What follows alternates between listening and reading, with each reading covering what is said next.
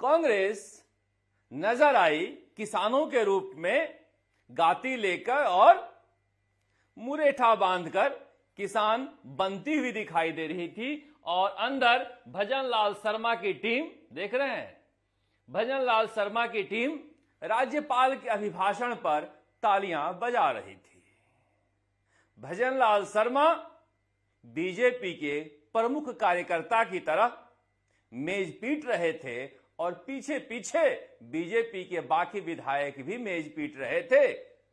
मेज तो मुख्यमंत्री से पहले मंत्रियों और विधायकों को पीटना चाहिए था, मगर क्या ये दर्द भजनलाल शर्मा विधायक दल की बैठक में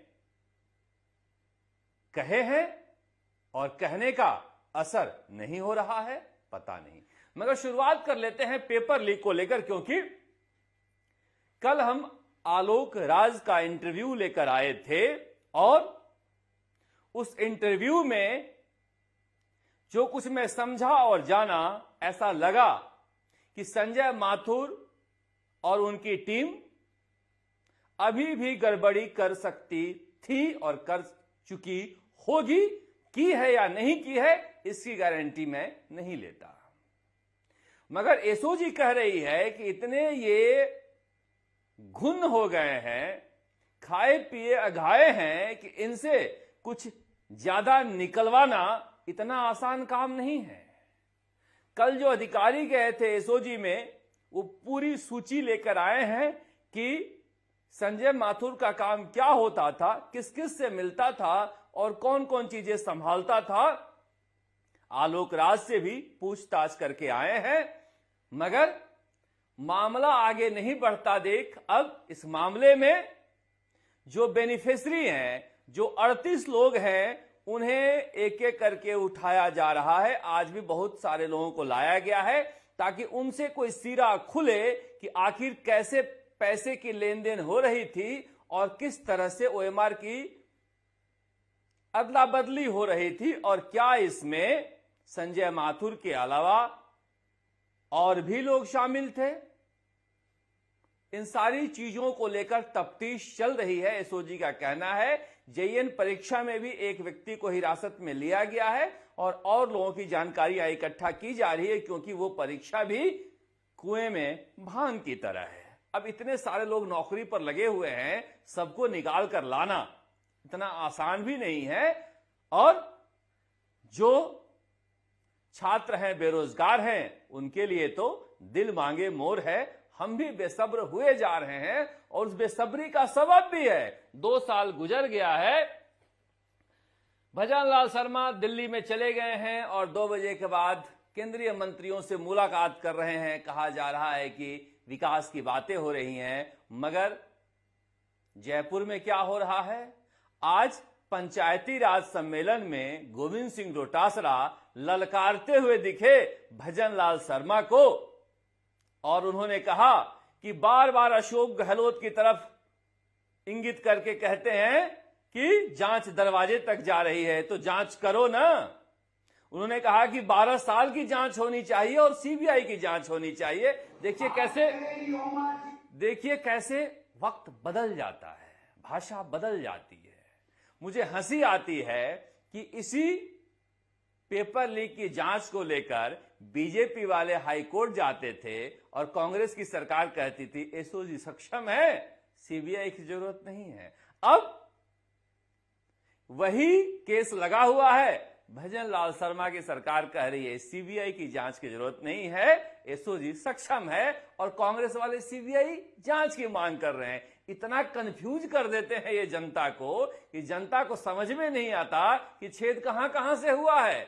अब कह रहे हैं गोविंद सिंह डोटासरा कि ओएमआर का नया मामला लेकर आए हैं। सच हो भी सकता है, हो सकता नहीं है सच, और यह मामला नया नहीं पुराना है।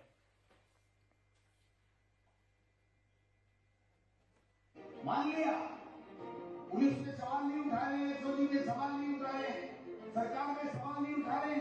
मैं इस मंच से कहना चाहता हूं, अगर तुम में थोड़ी बहुत भी जरूरत है, हिम्मत है, ईमानदारी है, तो 10 और 12 साल के तमाम पेपरों की सीबीआई से जांच कराओ। कह रहे हैं कि ओमर का नया घोटाला लेके आया है, मेसो जी पर सवाल नहीं उठा रहे हैं, सरकार पर सवाल नहीं उठा रहे हैं, जांच एजेंसियों पर सवाल नहीं उठा रहे हैं, मैं तो सब पर सवाल उठा रहा हूं। ये कैसी जांच है? ये कैसी जांच है जिसमें मगरमच्छ पकड़े ही नहीं जा रहे हैं और अब कांग्रेस सवाल उठा रही है कि कब पकड़ोगे?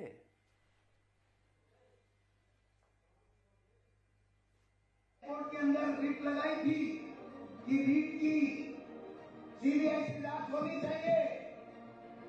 मैंने विधानसभा में जूरी साहब थे, मैंने कहा था कि हम समर्थन करते हैं कि सीबीआई जांच होनी चाहिए, लेकिन अभी झूठन का मास्टर है ना, कोई पूछ लो, कोई बाबा ले ले, कह दिया नहीं सीबीआई की जरूरत नहीं, हम सक्षम हैं। ये सच है, ये सच है। रीट की जांच के लिए अखिल भारतीय विद्यार्थी परिषद गई थी सीबीआई जांच के लिए और कांग्रेस सरकार ने मना कर दिया था। मगर यह बात झूठ है कि कांग्रेस ने कहा था उस समय कि सीबीआई की जांच होनी चाहिए और गोविंद सिंह डोटासरा और टीकाराम जूली मंत्री थे। अगर ये कहते तो फिर मंत्री का कहना सामूहिक उत्तरदायित्व का कहना होता है और अशोक गहलोत सीबीआई जांच करा लेते, जैसे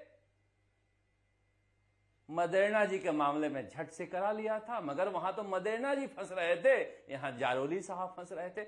अच्छा, इन सारी चीजों को मैं देखता हूं दिनेश खोरनिया के बयान को, मैं देखता हूं राम रायका के बयान को, तो मैं डीपी जारोली को बहुत याद करता हूं। डीपी जारोली प्रेस कॉन्फ्रेंस करने का कहां से जज्बा लाते हैं।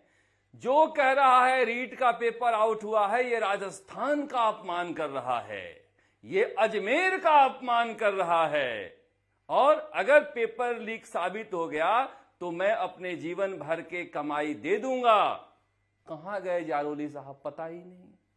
तो पता नहीं ये बाह का कलेजा कहां से लाते हैं। बताइए राम राय का, जो खुले मंच से कहा हो सभा में कि मैंने यूं बना दिए हैं अधिकारी इंटरव्यू में पास करके, और बेटे बेटी के आरोप में तो आरोपी है, वो कह रहा है कि मेरी बेदाग छवि को धूसरित किया जा रहा है। हुजूर, बचाइए हमारी छवि को, मेरे चरित्र को बचाइए, मेरे मेधावी बच्चों को बचाइए।